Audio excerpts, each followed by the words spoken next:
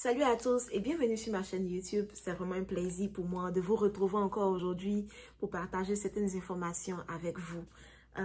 Pour toutes les personnes qui sont nouvelles, qui viennent de tomber sur cette vidéo, s'il vous plaît, abonnez-vous, allez-y regarder les autres vidéos. Et puis, si vous avez des questions, laissez-les en commentaire. Je viendrai répondre à vos questions. Et pour tous ceux qui ont déjà souscrit, vraiment, je vous dis un gros merci. Merci pour le soutien. Cela me va vraiment droit au cœur. Alors aujourd'hui, j'ai décidé qu'on parle des erreurs que les gens font au niveau de leur interview, au cours de leur interview. Alors, il y a plusieurs erreurs que les gens peuvent faire qui va résulter qu'on les recale. Mais j'ai sélectionné 3 erreurs desquelles on va parler. Alors, la première erreur dont je parle, c'est le fait que les dossiers soient incomplets.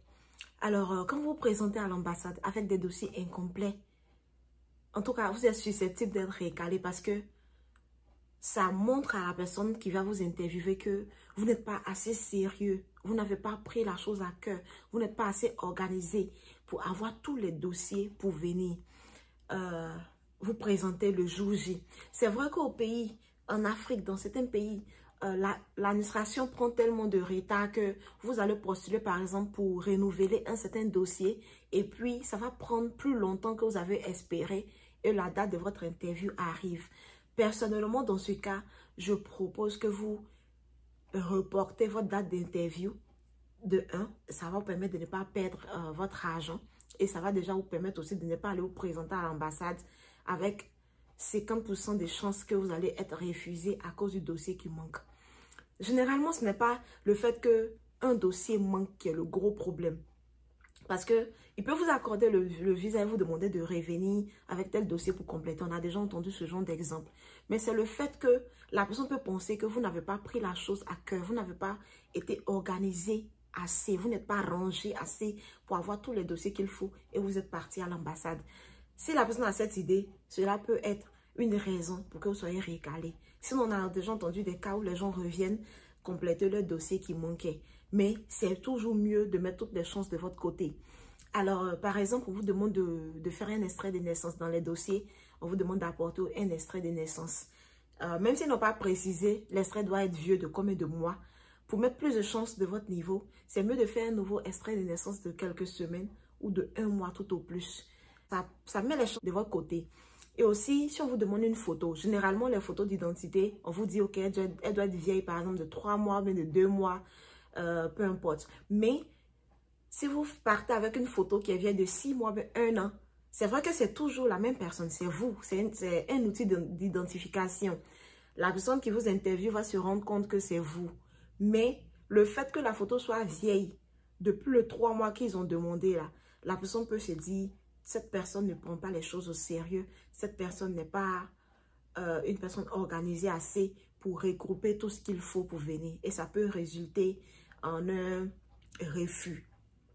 Alors donc, faites tout pour mettre toutes les chances de votre côté. Ayez tous les dossiers qu'il faut. C'est super important. Donc, le second point dont je vais parler, c'est le mensonge.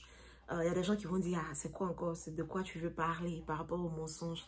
Alors, il faut comprendre que les personnes qui font les interviews à l'ambassade, c'est des personnes qui ont interviewé plusieurs personnes, des milliers, des millions de personnes. Parce qu'à l'ambassade, il peut y avoir plus de 500 interviews par semaine, 1000 interviews par semaine. Donc, ils se retrouvent à interviewer des centaines de milliers de personnes. Et ils peuvent lire l'attitude, ils peuvent lire dans les lignes, ils peuvent lire si la personne est en train de mentir. Alors, si on vous pose une question et que vous mentez, cela peut résulter aussi à ce que vous soyez refusé. Quand vous arrivez à l'ambassade de Côte d'Ivoire, par exemple, ils ont écrit sur des petites pancartes qu'ils ont collées sur le mur et puis ils mettent tout ce qui est sujet de fraude. Si vous avez fraudé, vous serez banni d'appliquer pour 5 ans ou bien 10 ans en fonction de la pénalité qui vous sera accordée en fait. Mais généralement, tout ça inclut le mensonge en fait. Si vous partez, par exemple, vous êtes en train d'appliquer pour un visa visiteur et puis au pays, on vous demande qu'est-ce que vous faites comme boulot et vous avez menti sur votre position au pays et que les gars arrivent à se rendre compte que c'était un mensonge, on peut carrément vous refuser le visa et vous interdire d'appliquer au visa pour des années, de 5 ans, bien 10 ans. j'ai entendu l'exemple de personnes qui voulaient venir pour une conférence aux États-Unis, une conférence dite chrétienne. Et il y a eu des fraudes sur les papiers.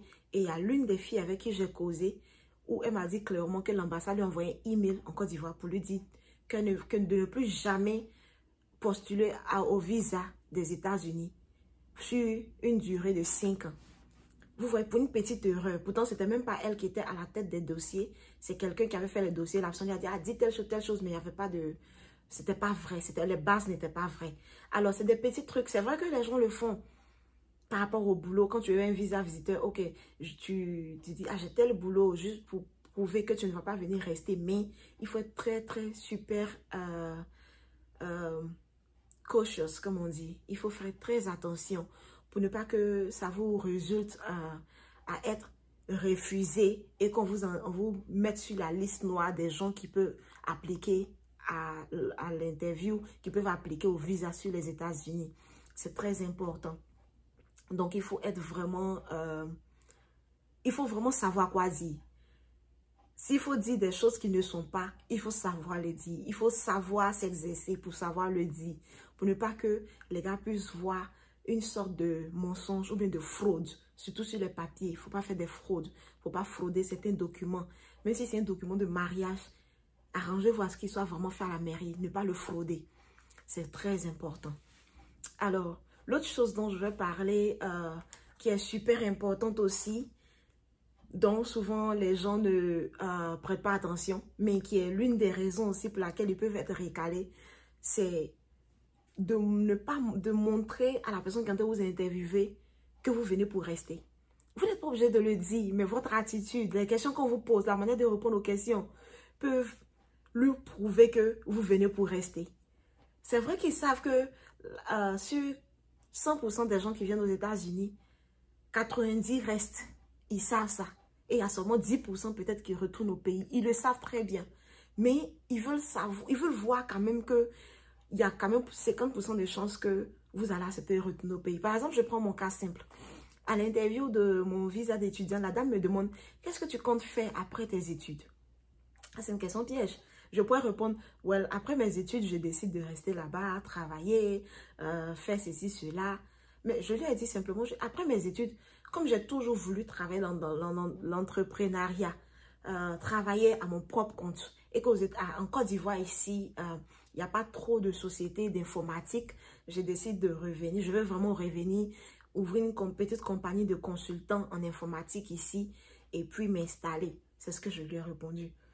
Maintenant, si je vais rester ou retourner, ça c'est un autre cas, puisque je n'ai pas encore fini mes études. Mais déjà, ça montre à la personne qui est en train de m'interviewer qu'il y a des chances que je retourne. Et si je retournais, même si c'était par force, au moins j'ai un autre plan, j'ai un plan B.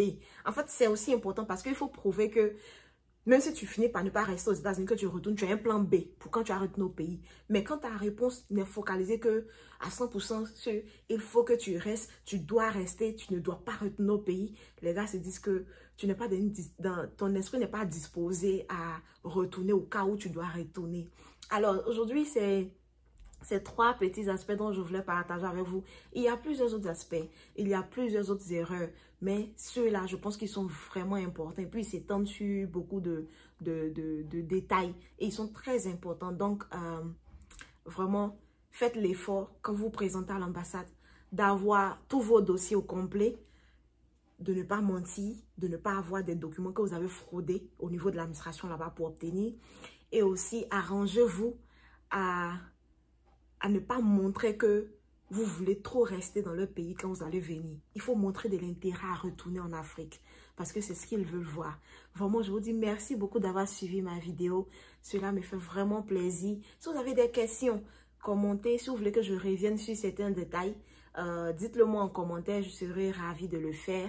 Et sur ce, je vous souhaite une très bonne journée et je vous donne rendez-vous pour ma prochaine vidéo. Merci beaucoup. Bye bye.